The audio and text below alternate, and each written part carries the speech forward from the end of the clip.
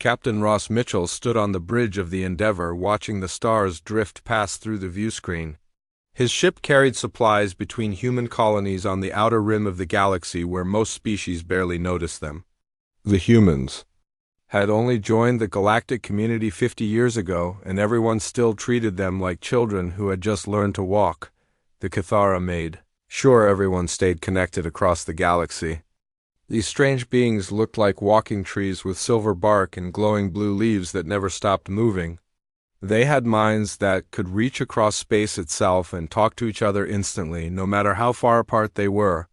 For 3,000 years, they had been the galaxy's telephone system and internet all rolled into one. Every major decision in the galaxy went through the Cathara network. When the Altarian Republic wanted to talk to the Trade Federation, they sent their message to the nearest Cathara, who would pass it along through their mental network faster than any ship could fly. The Cathara never stopped talking and sharing information. Other species called them the Eternal Voices, because they chattered constantly about everything happening everywhere. Ross had grown up hearing stories about the old days when humans had to use radio waves and physical messages to talk between Earth and Mars. Most humans still used those old methods because they could not afford the expensive Cathara communication contracts. The galaxy considered human technology primitive and outdated. That morning started like any other.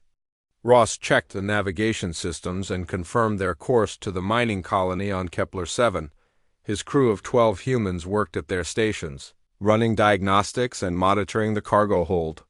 They had learned to be self-sufficient, because help from other species usually came with a high price tag. The communication officer, Lisa Park, sat at her station monitoring the standard channels. She handled both the old human radio systems and the newer galactic network that connected to the Cathara. Most of the chatter came from automated systems reporting cargo movements and weather updates between colonies. At exactly 1400 hours Galactic Standard Time, everything went quiet. Lisa stared at her console as every single Cathara communication channel went dark at once. The network that had connected the galaxy for millennia just stopped working. She checked her equipment twice before calling out to Ross. "Captain, we have a problem. The Cathara network just went completely dead." Ross walked over to her station and looked at the displays. Every indicator showed the same thing. No Cathara signals anywhere in their local sector of space. He had Lisa run full diagnostics on their equipment, but everything checked out perfectly. "Try the emergency channels," Ross said. Lisa switched to the galactic emergency frequencies that the Cathara always kept open for disasters. Nothing but static filled the speakers. She tried the diplomatic channels and the trade networks. All silent. Within an hour, reports started coming in from other human colonies using their old radio systems. The Cathara had gone silent everywhere. Human ships throughout the sector confirmed the same thing. The galaxy's communication network had simply vanished. Ross ordered the ship to change course toward the nearest major trade hub at Station Omega. If the Cathara network had failed, the effects would show up there first. The station served as a major crossroads for dozens of species and depended heavily on instant communication to coordinate everything. It took them 6 hours to reach Station Omega. What they found shocked everyone on the bridge. The massive space station that normally buzzed with activity sat dark and nearly empty. Only a few ships remained docked, and most of those belonged to humans. Ross requested permission to dock using standard radio protocols. The response came back in broken galactic standard from what sounded like a very stressed station commander. They had clearance to dock, but the commander warned them that the situation was deteriorating rapidly. The docking bay held only 3 other ships. Ross recognized 2 of them as human cargo haulers like his own. The third belonged to a species he did not recognize. The normal crowds of aliens moving cargo and conducting business had vanished. Station Commander Williams met them at the airlock. He was a human who had been running Omega Station for 10 years. His face showed the strain of the last few hours. "Ross, thank God you are here. We need every human ship we can get. The aliens are panicking and most of them have already left." Williams explained what had happened. When the Kithara network failed, every non-human species on the station had lost their ability to communicate with their home governments. The Altarians could not contact their republic. The Trade Federation members had no way to reach their corporate headquarters. Even the local security forces had lost contact with their command structure. They are all flying blind, Williams said. Most of them have never operated without instant communication. They do not know how to make decisions without checking with their superiors first. The few remaining aliens on the station moved around in confused groups. They tried to use their advanced technology to restore contact with their networks, but nothing worked. Some species had become completely paralyzed without their communication systems. Only the humans continued working normally. They used their radio systems to stay in contact with their colonies and ships. The old methods that other species mocked as primitive were the only things still functioning. Ross realized the scope of the disaster. The Kithara network connected every major government and corporation in the galaxy. Without it, trade would collapse. Diplomatic relations would break down. Ancient enemies might start fighting again without their communication channels. The galaxy had become completely dependent on one species for all their communication needs. Now that species had gone silent and left everyone else helpless. Williams showed Ross reports from the few human ships that had made contact. The same pattern repeated everywhere. Kithara communication nodes had gone dark simultaneously across the entire galaxy. No one knew why or how to fix it. "We need to send word to Earth and the other human colonies," Ross said. "If the galaxy is going to fall apart, we need to be ready." Williams nodded. "I have been trying to organize the human ships into a communication network. We might be the only ones who can keep information flowing until this gets sorted out." Ross looked out at the empty docking bay and wondered how long it would take for the galaxy to descend into chaos. The Kithara had been silent for less than 12 hours, and already the effects were spreading like a plague. He had no idea that this was just the beginning of the greatest crisis the galaxy had ever faced. 3 days after the Kithara network failed, a damaged alien ship limped into the new Terra system. The vessel looked like it had been through a war zone, with scorch marks across its hull and several sections completely blown out. It sent a distress signal on the emergency frequencies that humans monitored. Governor Lisa Park received the message at her office in New Terra City. The alien ship requested immediate assistance and permission to land. The voice speaking Galactic Standard sounded desperate and exhausted. She had never heard such emotion from an alien before. The ship belonged to Ambassador Tel Vorthek of the Galactic Council. His species, the Valdorians, had crystalline bodies that normally glowed with inner light. When he stumbled out of his damaged vessel at the spaceport, his crystal form looked cracked and dim. Lisa met him at the landing pad with a full medical team. She had dealt with alien visitors before, but never one who looked so completely defeated. Vorthek stood over 7 feet tall with a body that looked like living blue crystal. His people considered themselves one of the most advanced species in the galaxy. "Governor Park, I need your help," Vorthek said through his translation device. "The galaxy is falling apart." Lisa escorted him to a private meeting room where he could rest and explain what had happened. Vorthek moved slowly, and his crystal body flickered with unstable energy. She offered him the special crystalline nutrient solution that his species required. "The Kithara network has been down for 3 days," Lisa said. "We assumed someone would fix it soon." Vorthek made a sound like grinding glass that his translator interpreted as bitter laughter. "No one knows how to fix it. The Kithara built their network over thousands of years. The rest of us just used it without understanding how it worked." He explained the chaos that had erupted across the galaxy. Without instant communication, governments could not coordinate their activities. The Altarian Republic was breaking apart as individual colonies lost contact with the central authority. Trade routes had collapsed as merchants could not verify cargo manifests or payment transfers. "Wars have already started," Vorthek said. The Keldan Empire attacked 3 border worlds belonging to the Terran Federation. Without diplomatic channels to negotiate, they just assumed the worst and opened fire. Lisa felt a chill as she realized the scope of the disaster. Human colonies were scattered throughout the galaxy, but they had always stayed out of alien politics.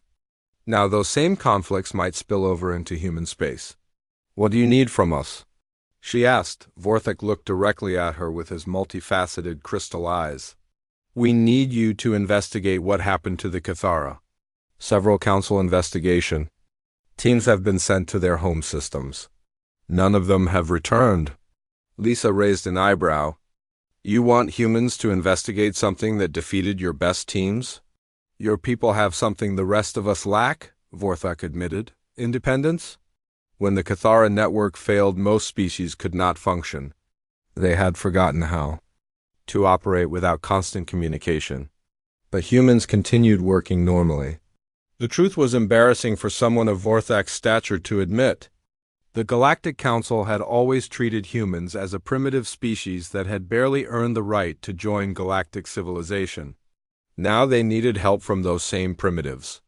"Your ships use technology that does not depend on the Cathara network," Vorthek continued. "Your crews know how to make decisions without checking with distant authorities.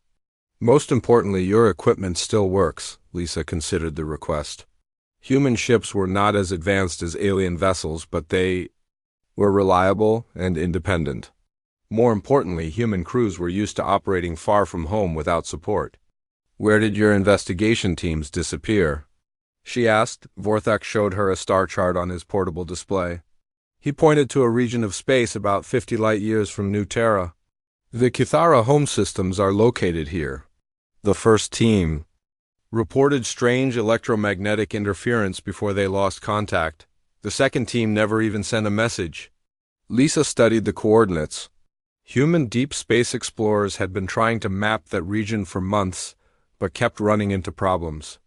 Their ships reported equipment failures and communication breakdowns whenever they got close to those star systems. "Our people have had trouble in that area too," she said. "Strange interference patterns that affect our navigation systems." "That confirms our worst fears," Vorthek said. "Something in Cathara space is actively interfering with technology. It might be what silenced their network." Lisa made her decision. "I can assign one of our best ship captains to lead an investigation. Captain Ross Mitchell has experience with deep space exploration, and his crew knows how to handle unexpected problems." Vorthek's crystal body brightened slightly. "I will provide you with a council escort ship and full diplomatic authority. This mission has the highest priority." "What about the other human colonies?" Lisa asked. "If the galaxy is falling apart, they need to know what is happening." "Your people have already started organizing," Vorthek said with something like admiration. "Human ships are carrying messages between systems using your old radio networks. Some alien governments are starting to hire human vessels as communication couriers." Lisa smiled at the irony. The galaxy's most advanced civilizations were now depending on human technology that they had always considered obsolete. The methods that other species mocked as primitive were the only things still working. "I will need to discuss this with Captain Mitchell," she said. "But I think he will accept the mission." Vorthek stood up slowly. "Governor Park, you must understand the stakes. If we cannot restore communication, the galaxy will tear itself apart. Ancient enemies will settle old scores, trade will collapse. Billions of beings will die in wars that start because no one can talk to each other." "Why do you think we can succeed where your teams failed?" Lisa asked. "Because your people are survivors," Vorthek said. "When other species developed advanced technology, they forgot how to adapt. Humans never stopped learning new ways to solve problems. You are the galaxy's best hope." Lisa contacted Captain Mitchell and explained the situation. Ross listened carefully as she described the mission and the risks involved. His ship would have to travel into dangerous territory with alien escort vessels that might not be able to protect themselves. "I will take the mission," Ross said over the communication link. "But I want full authority to make decisions in the field. If we run into trouble, I am not waiting for approval from the council." "Agreed," Vorthek said immediately. "You will have complete operational freedom." Lisa felt the weight of responsibility settling on her shoulders. The galaxy was asking humans to solve a crisis that had defeated every other species. If they failed, the consequences would be catastrophic, but she also felt a spark of pride. After 50 years of being treated as junior members of galactic civilization, humans were finally being asked to lead. The galaxy was about to learn what humanity could accomplish when given the chance. "When do we leave?" Ross asked. "As soon as you can prepare your ship," Vorthek replied. "Time is running out." The investigation fleet approached the Kithara home systems 5 days after leaving New Terra. Captain Ross Mitchell commanded the human ship Endeavour, while Ambassador Vorthek traveled aboard the Council escort vessel Bright Star, two smaller ships from the Trade Federation completed their small fleet. As they drew closer to Kithara space, the problems began. The alien ship started experiencing system failures that grew worse with each passing hour. Navigation computers gave conflicting readings. Communication systems produced only static. Advanced sensors went completely dark. Ross watched from his bridge as the escort ships struggled with their malfunctioning equipment. The Bright Star drifted off course 3 times before Vorthek regained control. The Trade Federation vessels had to shut down their main engines to prevent overloads. "Captain, we are detecting massive electromagnetic interference ahead," reported Lisa Park from her communication station. "It is unlike anything I've ever seen." Ross studied the readings on his instruments. The interference formed a sphere around the Kithara home systems that seemed to absorb or distort every form of electronic signal. It was as if space itself had become hostile to technology. "How are our systems holding up?" he asked his chief engineer, David Stone. "All green so far," Stone replied. "The interference is affecting our more advanced equipment, but the basic systems are working fine." The human ship used simpler technology than the alien vessels. Where the escorts relied on quantum computers and subspace networks, the Endeavour used hardened electronics and analog backups. The old-fashioned systems that other species mocked were proving more resistant to whatever was causing the interference. Ross opened a radio channel to the escort ships. "This is Endeavour to Fleet. We are going to continue forward. I recommend you hold position here until we can assess the situation." Vorthek's voice crackled through the static. "Captain, my ship cannot function in that interference field. You will have to proceed alone. Understood? We will maintain radio contact as long as possible." The Endeavour pushed deeper into the interference zone while the escort ships fell back to a safe distance. Ross had his crew switch to manual navigation and visual sensors. The advanced targeting computers shut down one by one, but the basic flight controls continued working. "We are flying blind," Stone reported. "Long-range sensors are completely useless. We have maybe 10 kilometers of clear visibility." Ross ordered the ship to reduce speed and proceed with extreme caution. They were entering unknown territory where several investigation teams had already vanished. Whatever had silenced the Kithara network was still active and dangerous. The first Kithara world appeared on their view screen as a dark silhouette against the stars. The planet that should have been glowing with the energy of billions of telepathic minds looked cold and lifeless. No orbital stations sent greeting signals. No ships moved between the planet and its 3 moons. "Take us into orbit," Ross ordered. "But keep us ready to run if we see anything hostile." As the Endeavour entered orbit around the planet, they began detecting life signs. The Kithara were still alive, but something was wrong. The readings showed millions of individual beings scattered across the surface, but none of the coordinated patterns that indicated their telepathic network was functioning. Ross ordered a shuttle, prepared for a landing mission.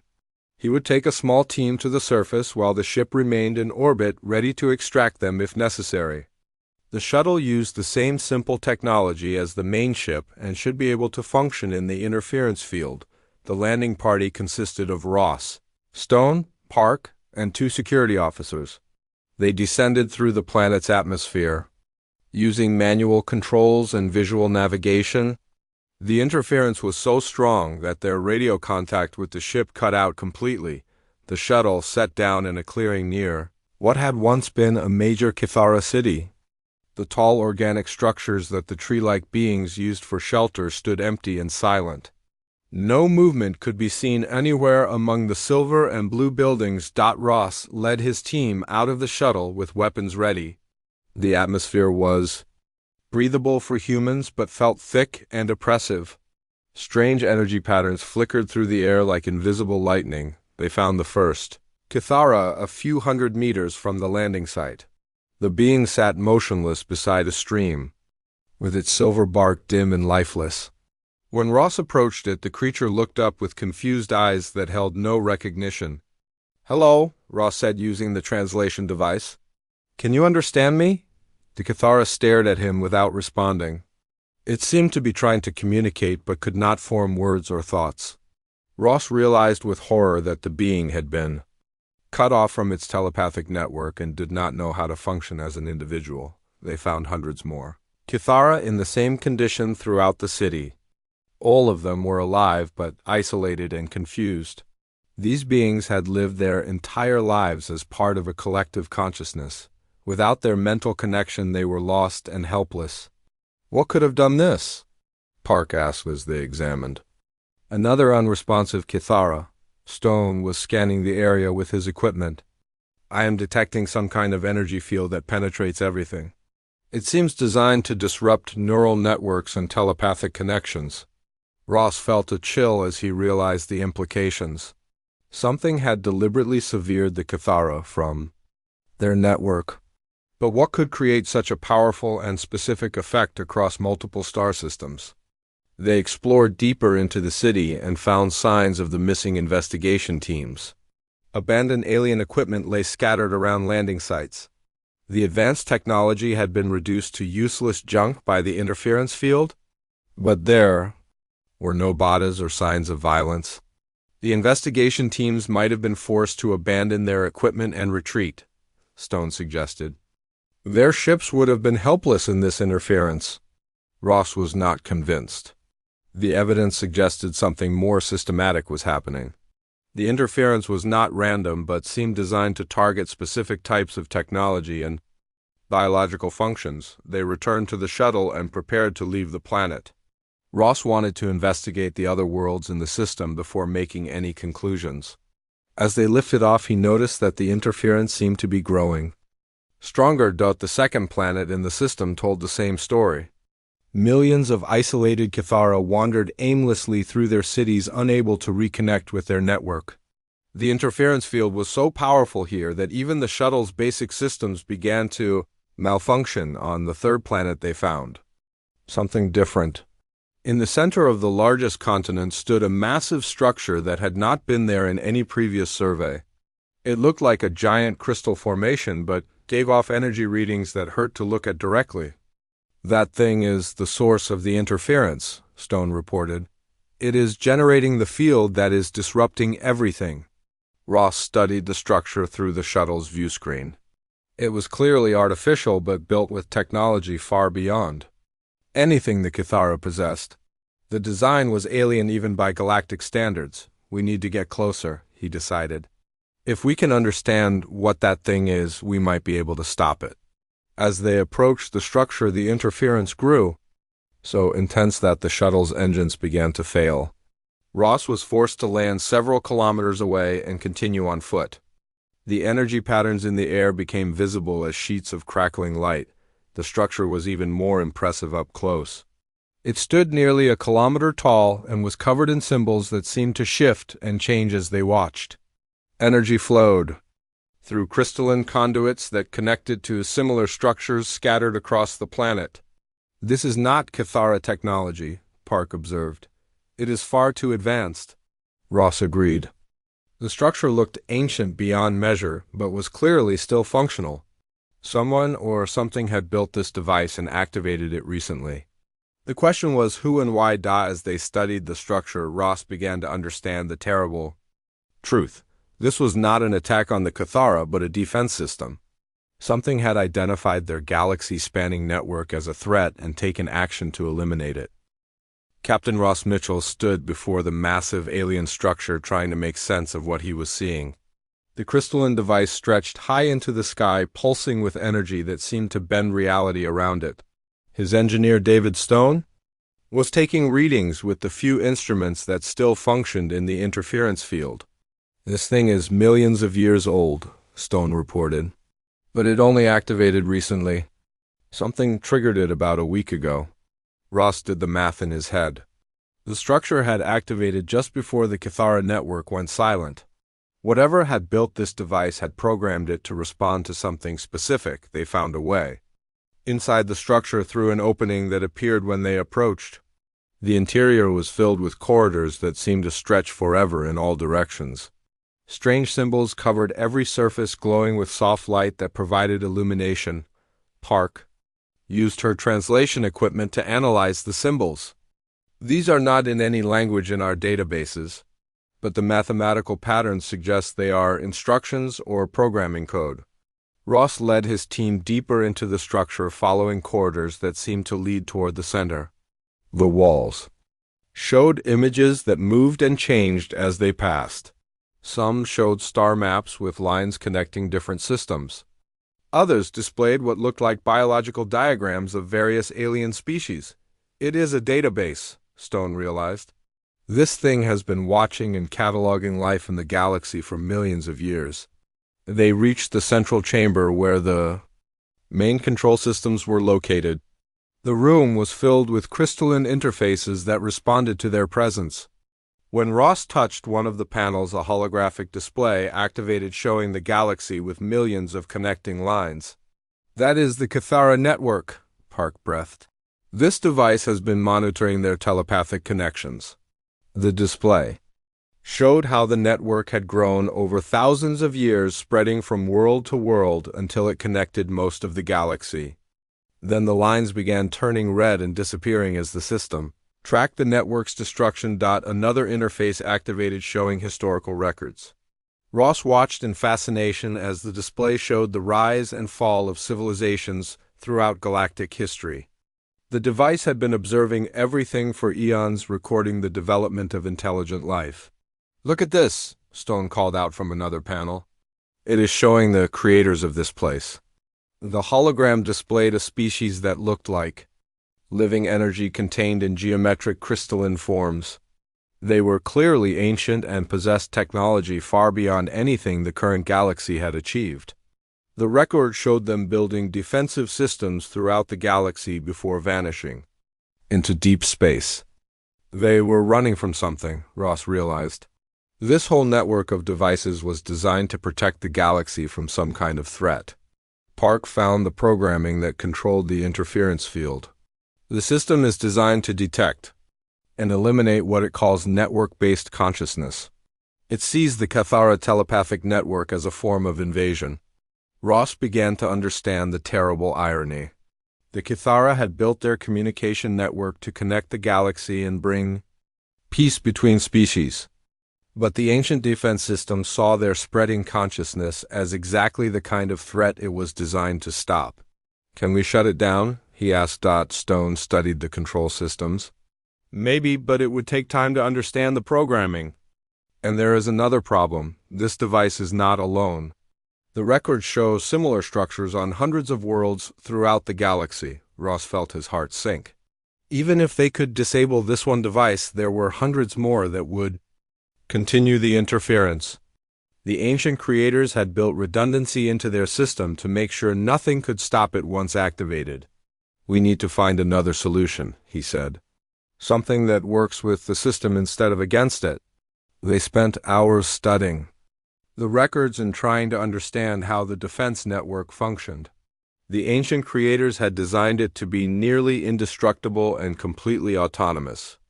It would continue operating until it eliminated all network-based consciousness from the galaxy. "Wait," Park said suddenly. "Look at this classification system.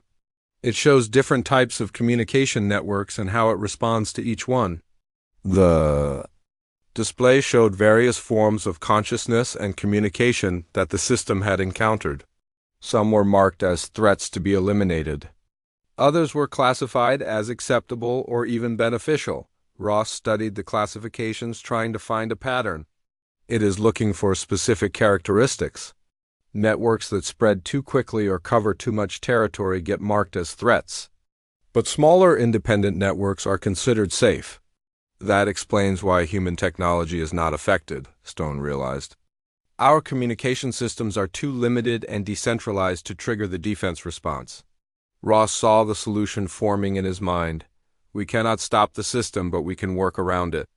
If we build a communication network that does not trigger the defense protocols, we can reconnect the galaxy. Using human technology? Park asked. Modified human technology, Ross corrected. Something that appears primitive to the defense system but can still carry messages between worlds. They spent the rest of the day studying the classification system and designing a communication network that would not trigger the ancient defenses. It would be slower than the Cathara network and require more physical infrastructure, but it would work. The plan required establishing relay stations throughout the galaxy using technology that the defense system would not recognize as a threat. Each station would be operated by human crews who could manually process and forward messages. It is going to be a massive undertaking, Stone warned. We would need thousands of relay stations and tens of thousands of human volunteers. The alternative is watching the galaxy tear itself apart, Ross replied. I think we can convince people to help. They made their way back to the shuttle and lifted off from the planet. The interference field seemed less intense now that they understood its purpose. The ancient defense system was not malicious, just following its programming to protect the galaxy from what it saw as a threat. When they reached orbit, Ross used the ship's radio to contact the escort fleet. Ambassador Vorthak was waiting anxiously for their report. We found the source of the interference, Ross reported. It is an ancient defense system that sees the Cathara network as a threat. We cannot shut it down, but we can work around it. How? Vorthak asked. Ross explained there. Plan for a galaxy-wide communication network using human technology and crews. It would be slower and more expensive than the Cathara system, but it would function within the constraints of the defense network. You are proposing to replace the most advanced communication system in the galaxy with primitive human technology? Vorthak asked incredulously. Sometimes the best solution is the simplest one, Ross replied. We can have a working network up and running in a few months. The alternative is waiting years or decades for someone to figure out how to safely shut down the defense system. Vorthak was quiet for a long moment. The Council will need to approve this plan. Many species will resist using human technology. Then they can stay isolated while the rest of the galaxy moves forward, Ross said. We are offering a solution. People can take it or leave it. As the fleet prepared to return to Council space, Ross looked back at the Cathara worlds. The tree-like beings were still trapped in their individual consciousness, unable to reconnect with their network. But at least they were alive, and with help they might learn to function as individuals. The galaxy was about to learn that sometimes the most advanced civilizations needed to take a step backward to move forward.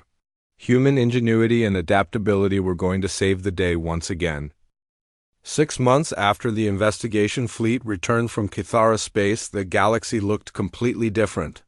The human communication network stretched across hundreds of star systems, connecting species that had been isolated since the Great Silence began. Admiral Ross Mitchell stood on the bridge of his flagship watching the controlled chaos of the central relay station. The station orbited a neutral world, halfway between the major galactic powers. Dozens of human ships moved between the docking ports carrying messages and data between different sectors of the galaxy. The old-fashioned radio signals and physical courier networks had proven surprisingly effective at keeping civilization connected. Admiral, we have a priority message from the Altarian Republic, reported Communication Officer Park. They want to schedule a diplomatic meeting with the Trade Federation about reopening the Centauri shipping lanes, Ross nodded. Log it with the diplomatic queue. Make sure both sides get confirmation within 12 hours. The human network operated on principles that most advanced species had forgotten. Messages took time to travel between systems. Decisions required planning and patience. But the system worked reliably and grew stronger every day. The early days had been challenging. Many species resisted using human technology that they considered primitive and inefficient. The Altarians complained about communication delays. The Trade Federation demanded faster processing times. The computational collective found analog methods frustratingly imprecise, but as the alternative became clear, total isolation and civilizational collapse, the complaints faded. Species that had been on the verge of war found ways to negotiate. Through the human network, trade relationships slowly resumed using the new communication channels. Ross walked through the station's main hub, where hundreds of human operators worked at communication terminals.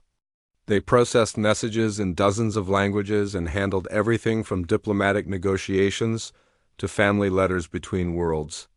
The work was demanding, but the humans had proven remarkably adaptable. "Status report," Ross asked station commander. "Williams, all sectors are operational," Williams replied. "We processed over 50,000 messages in the last 24 hours.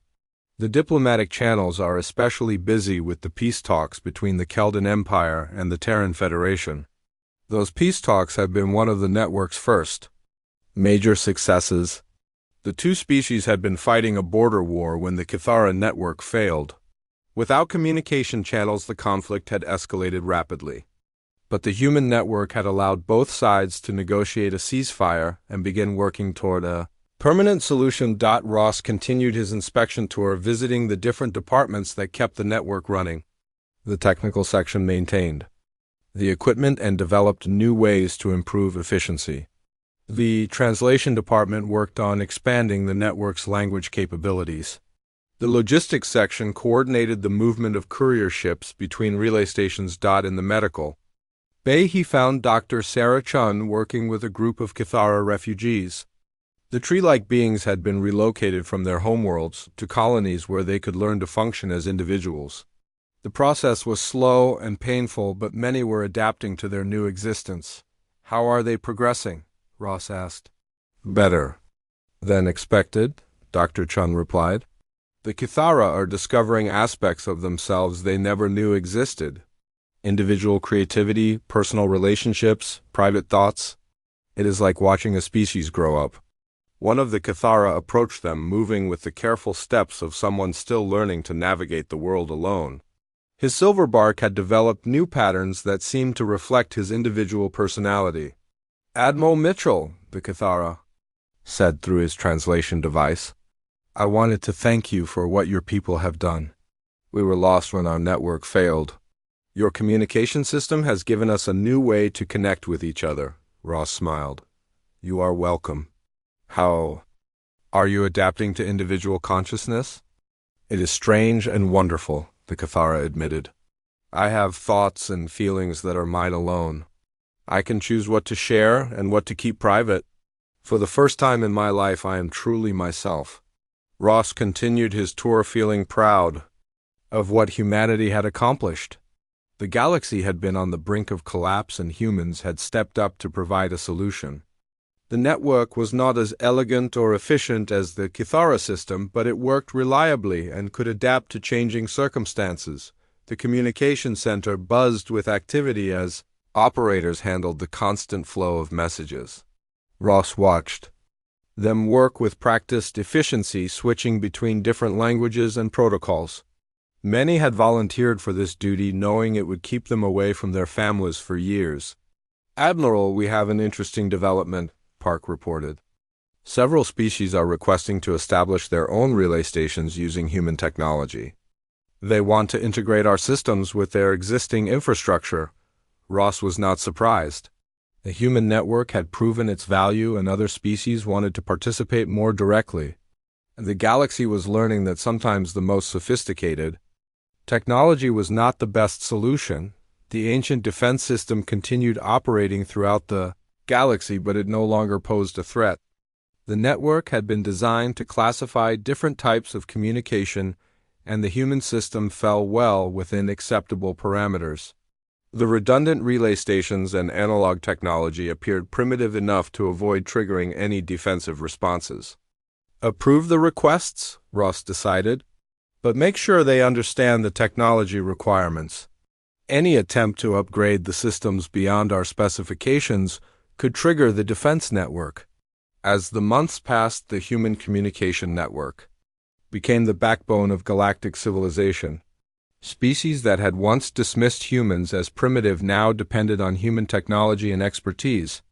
The irony was not lost on anyone involved. The network had also changed humanity's position in the galaxy. No longer were humans considered junior members of the galactic community. They had become essential partners whose unique perspective and adaptability were valued by everyone. Ross received regular reports from human colonies throughout the galaxy. The communication network had brought unexpected benefits beyond simple message delivery. Human operators were learning about other species and cultures. Trade relationships were developing.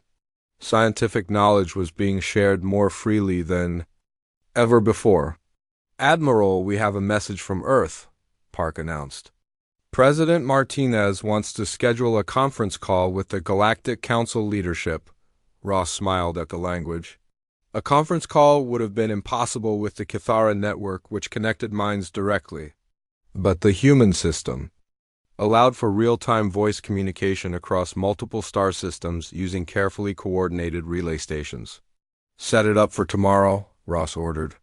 "And make sure the translation protocols are ready for all participants." As he prepared to leave the communication center, Ross looked back at the busy hub of activity. Human operators worked alongside alien technicians, maintaining the equipment that kept the galaxy connected. The sight filled him with pride and hope. For the future, the galaxy had learned an important lesson about the dangers of overdependence on advanced technology. The Kithara network had been elegant and efficient, but it had also been fragile. When it failed, the entire galactic civilization had nearly collapsed. The human network was slower and more cumbersome, but it was also resilient and adaptable. It could function even when parts of it failed. Most importantly, it was operated by people who understood that communication was about more than just transmitting data. Ross returned to his quarters, thinking about the journey that had brought them to this point. The galaxy's Chattiest race had gone silent and chaos had erupted across the stars. But from that chaos had emerged a new form of communication that was more robust and inclusive than anything that had come before. The ancient defense system still operated in the background, protecting the galaxy from threats that might emerge in the future. But now the galaxy also had a communication network that could adapt and evolve with changing circumstances. Humanity had proven once again that sometimes the best solutions came from the most unexpected places. The galaxy would never be the same, but Ross was confident it would be better.